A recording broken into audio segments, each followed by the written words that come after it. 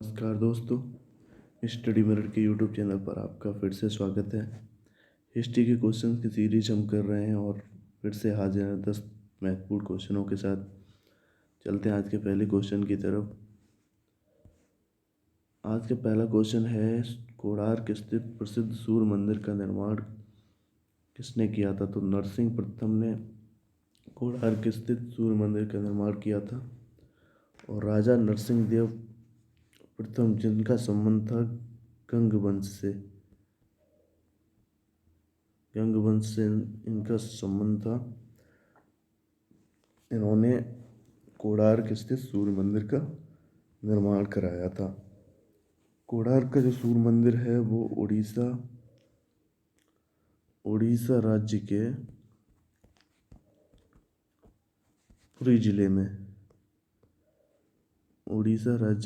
पुरी जिले में कोणार्क नामक जगह पर स्थित है।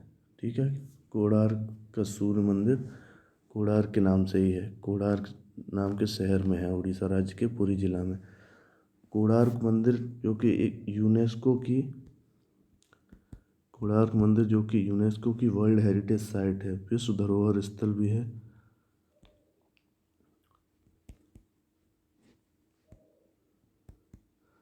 वर्ल्ड हेरिटेज साइट है यूनेस्को की कोणार्क मंदिर।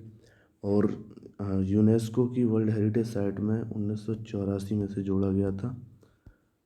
8th सेशन हुआ था जब यूनेस्को का, उसमें। ठीक है, साथ ही कोणार्क के मंदिर की बात करें तो इसकी जो शैली है ये कलिंग शैली में निर्मित है। यूनेस्को की बात करें तो यूनेस्को का फुल फॉर्म आपको पता होना चाहिए।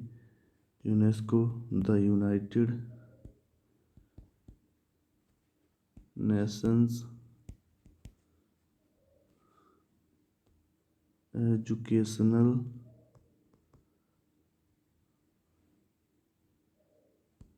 साइंटिफिक एंड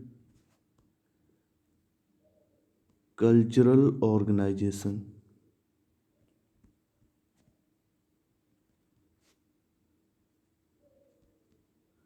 तो यूनेस्को का full form the United Nations Educational Scientific and Cultural Organisation आपको पता होना चाहिए। साथ ही यूनेस्को का जो हेडक्वार्टर है वो फ्रांस की राजधानी पेरिस में है। पेरिस फ्रांस में यूनेस्को का हेडक्वार्टर है और इसे फाउंडेड किया गया था 16 नवंबर 1945 को। ठीक है, टोटल जो वर्ल्ड हेरिटेज साइट हैं यूनेस्को की इंडिया में वो हैं 38 साइट्स।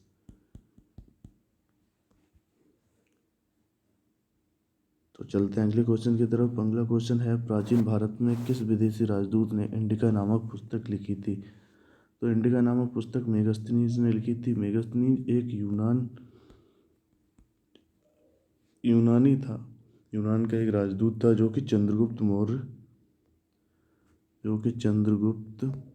मौर्य के दरबार में आया था। और मेगास्थनीज को सेल्यूकस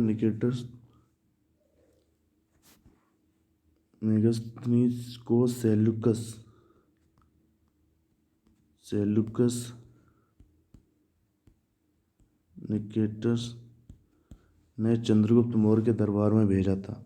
ठीक है, और ये यूनान का एक राजदूत था और जिसने इंडिका नामक पुस्तक लिखी है।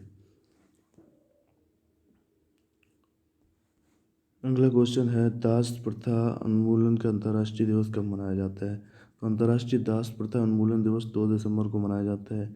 और ये संयुक्त राष्ट्र महासभा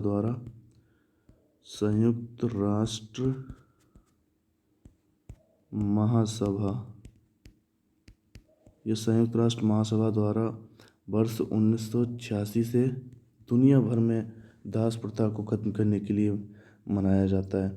दास प्रथा क्या है? ऋणग्रस्त या युद्धों में जो बंदी व्यक्ति थे उनको दास बना लिया जाता था। दास या गुलाम, इसको दास प्रथा को गुलाम प्रथा भी बोलते हैं। तो उन्हें जो भी ऋणग्रस्त लोग या युद्धों में जो बंदी व्यक्ति थे उनको दास बना लिया जाता था या गुलाम बना लिया जाता था। ठीक है, क्वेश्चन था दास प्रथा उन्मूलन का अंतर्राष्ट्रीय दिवस कब मनाया जाता है, तो 2 दिसंबर को।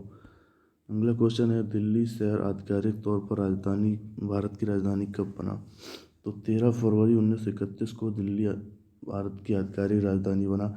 इससे पहले कलकत्ता, जो कि वर्तमान में कोलकाता है, ये दिल्ली की राजधानी था। ठीक है, 13 फरवरी 1931 को भारत के जो वायसराय थे, लॉर्ड इरविन जो वायसराय था भारत का, इसने देश की नई राजधानी दिल्ली का उद्घाटन किया था। लॉर्ड इरविन का कार्यकाल था 1926 से 1931 ईस्वी तक। अगला क्वेश्चन है किस मुगल शासक को बचपन में खुर्रम नाम से पुकारा जाता था, तो खुर्रम शाहजहाँ को कहा जाता था और शाहजहाँ का जो कार्यकाल था 1628 से 1658 ईस्वी तक। मुगल शासक जहांगीर के पास उसका जो पुत्र था खुर्रम, जो द्वितीय पुत्र था खुर्रम, जिसका नाम शाहजहाँ था, उसने मुगल काल का अगला शासक बना जहांगीर के बाद, मतलब जहांगीर का बेटा बना जो शाहजहाँ था, वो मुगल शासक बना। शाहजहाँ को मस्तकार का राजा भी कहा जाता था क्योंकि शाहजहाँ ने लाल किला, जो दिल्ली का लाल किला है, जामा मस्जिद है दिल्ली की, साथ ही अपनी प्रिय पत्नी मुमताज महल की याद में ताजमहल बनवाया था। ताजमहल जो कि आगरा में है, ये अपनी प्रिय पत्नी मुमताज महल की याद में बनवाया था। शाहजहाँ के बाद उसका पुत्र औरंगजेब मुगल शासक बना। शाहजहाँ के बाद उसका पुत्र औरंगजेब अगला शासक बना मुगल का। अगला प्रश्न है किसने चौसा की लड़ाई 1539 में हुमायूं को पराजित किया था, तो शेरशाह ने हुमायूं को पराजित किया था चौसा की लड़ाई में। चौसा की लड़ाई हुई थी 26 जून 1539 में। 26 जून 1539 में चौसा की लड़ाई हुई थी और इसमें ये लड़ाई हुई थी हुमायूं और सूरी साम्राज्य, हुमायूं जो कि मुगल सम्राट था वर्सेस सूरी सम्राट का संस्थापक शेरशाह सूरी। शेरशाह सूरी के बीच में लड़ाई हुई और जिसमें हुमायूं जान बचाकर भाग गया और शेरशाह सूरी की जीत हुई। ठीक है, वर्तमान में जो चौसा है बिहार के बक्सर ज़िले में है। ठीक है, बिहार के बक्सर ज़िले में है। ठीक है, बक्सर बिहार में है चौसा वर्तमान में। अगले क्वेश्चन की तरफ चलें। अगला क्वेश्चन है किस मुगल बादशाह ने जजिया नामक कर पुनः लगाया था, तो औरंगजेब ने पुनः जजिया कर लगाया। औरंगजेब का शासनकाल था 1658 से 1707 ईस्वी और औरंगजेब का संबंध मुगल काल से था और शाहजहाँ के बाद उस शाहजहाँ का पुत्र औरंगजेब मुगल बादशाह बना था। सर्वप्रथम साक्ष्य मिले हैं जो जजिया करके, वो मोहम्मद बिन कासिम के थे। इसके बाद दिल्ली सल्तनत के फिरोज तुगलक ने जजिया कर लगाया। फिरोज तुगलक ने तो ब्राह्मणों पर भी जजिया कर लगा दिया था, जिससे इससे पहले ब्राह्मण इस कर से बाहर थे, जजिया कर से ब्राह्मण बाहर थे। इसके बाद जजिया कर लोधी वंश के सिकंदर लोधी ने लगाया था। तो कई शासक थे जिन्होंने जजिया कर लगाया था। औरंगजेब सबसे पहले जो साक्ष्य मिले वो मोहम्मद बिन कासिम के थे। इसके बाद दिल्ली सल्तनत के फिरोज तुगलक ने लगाए। फिरोज तुगलक ने तो ब्राह्मणों पर भी जजिया कर लगा दिया था। इससे पहले ब्राह्मण इस कर से बाहर रखे गए थे, लेकिन फिरोज शाह तुगलक ने उन पर भी जजिया कर लगा दिया था। इसके बाद लोधी वंश के सिकंदर लोधी ने भी जजिया कर लगाया। जजिया कर क्या था, ये एक धार्मिक कर था जो गैर मुस्लिमों से वसूला जाता था। गैर मुस्लिमों से ये कर वसूला जाता था और ये एक धार्मिक कर था, जजिया कर। अगला प्रश्न है, भारत में पहला पुर्तगाली गवर्नर था, तो फ्रांसिस्को डी अल्मीडा था, जो कि 1505 ईस्वी में भारत का पहला पुर्तगाल गवर्नर बनाया गया था। Francisco de Almeida. भारत आने वाला पहला पुर्तगाली था Vasco D gamma. Vasco D gamma, जो कि 20 मई 1498 को कालीकट पर पहुंचा, जहां राजा जुमेनर से व्यापार का अधिकार प्राप्त कर लिया। वास्को डी गामा को भारत की खोज का श्रेय भी जाता है। ठीक है, भारत की खोज का श्रेय भी वास्को डी गामा को जाता है। और वास्को डी गामा 20 मई 1498 को कालीकट पहुंचा, जहां पर राजा जुमेरन से उसने व्यापार का अधिकार प्राप्त कर लिया। अगला क्वेश्चन है, किस दिन भारत में पहली विद्युत संचालित रेल सेवा प्रारंभ हुई थी? तो 3 फरवरी 1925 को पहली विद्युत युक्त ट्रेन चली बॉम्बे वीटी जो रेलवे स्टेशन है उससे कुर्ला के बीच में पहली विद्युत रेल चली। लेकिन अगर पूछा जाए पहली रेल कब चली, तो 16 अप्रैल 1853 में मुंबई के बोरीबंदर मुंबई से थाणे के बीच में ये रेलगाड़ी चली थी। और लॉर्ड डलहौजी ने सर्वप्रथम भारत में रेलवे की शुरुआत की थी। अगर ये पूछा जाए किसके कार्यकाल में रेलवे की शुरुआत हुई, तो लॉर्ड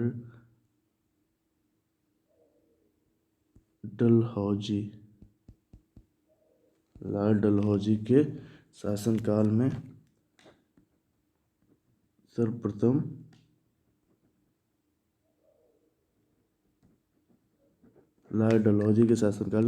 रेलगाड़ी चली 16 अप्रैल 1853 में मुंबई से थाणे के बीच में।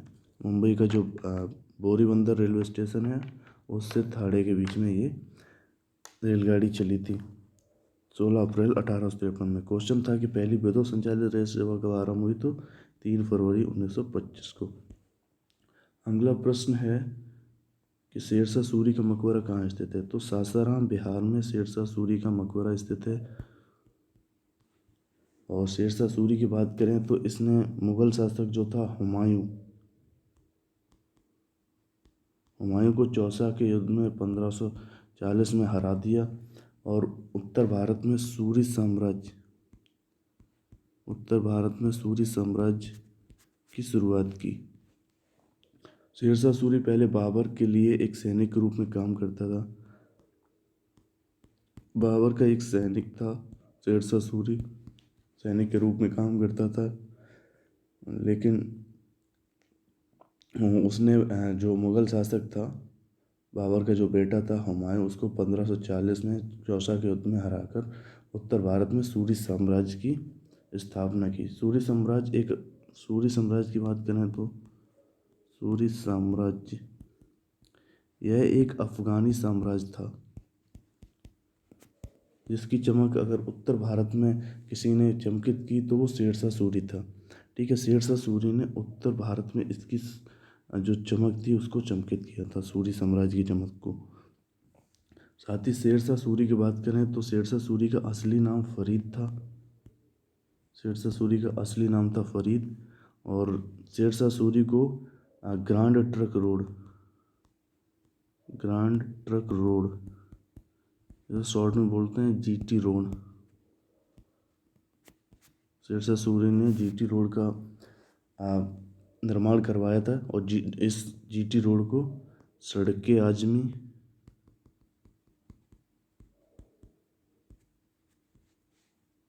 और बादशाही सड़क भी बोलते थे। बादशाही सड़क, ठीक है। ग्रांड ट्रक रोड को सड़के आजमी और बादशाही सड़क भी बोलते थे। तो शेरशाह सूरी का मकबरा पूछा गया है कहाँ स्थित है, तो सासाराम बिहार में ये स्थित है। तो दोस्तों ये आज का आखिरी क्वेश्चन था। उम्मीद करता हूँ 10 जो महत्वपूर्ण क्वेश्चन हैं उन वो आपने सही ढंग से पढ़े होंगे। और मिलते हैं अगले हिस्ट्री के 10 बहुत ही महत्वपूर्ण क्वेश्चनों के साथ। तब तक के लिए नमस्कार। अगर आपको हमारा ये वीडियो अच्छा लगा तो लाइक ज़रूर कीजिए और अपने ज़्यादा से ज़्यादा मित्रों को जो स्टडी कर रहे हैं किसी न किसी कंपटीशन के लिए, तो उनको हमारे इस चैनल से ज़रूर जोड़िए ताकि उनको भी लाभ मिल सके। मिलते हैं अगली वीडियो में, तब तक के लिए नमस्कार। Thank you so much.